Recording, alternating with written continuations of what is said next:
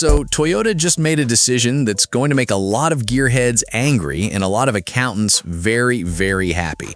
Starting with the 2027 model, you can't buy a Camry without a hybrid system anymore. Full stop. No four-cylinder only base trim, no V6 nostalgia play, just hybrid across the entire lineup. And look, I get why that sounds like corporate cost-cutting on paper, but stick with me because this move turns the Camry into a genuine efficiency weapon in a segment that's been slowly bleeding out to crossovers for years. The question isn't whether Toyota can build a good hybrid. We know they can. The Prius already proved that. The real question is whether they've built one exciting enough to keep someone cross-shopping a RAV4 in a sedan instead of upsizing. That's the real fight here. Let's talk cabin, because that's where Toyota's actually flexing.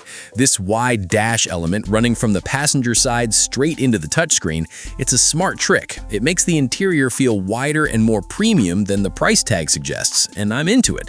Add in dual-zone climate with rear vent standard, and even the base cars won't feel like penalty boxes on a road trip.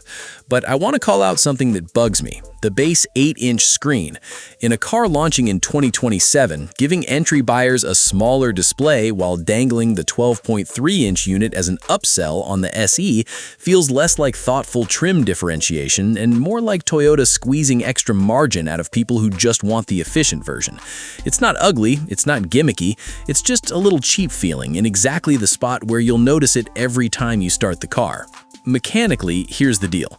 A 2.5-liter four-cylinder teams up with electric motors to make 227 horsepower on the standard front drive setup, and if you go all-wheel drive, a third motor joins the rear axle and bumps that to 236 horsepower, all routed through a CVT.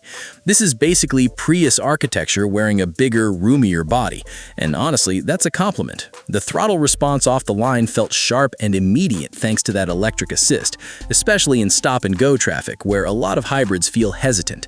The SE, XSE, and Nightshade trims pick up firmer suspension tuning too.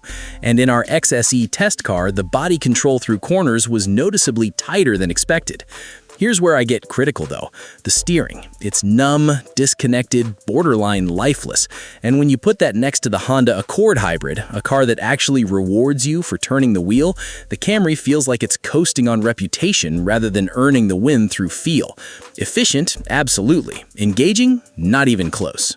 Toyota's aiming for a late 2027 launch, with pricing running from $30,895 at the bottom to $37,295 on a loaded XSE.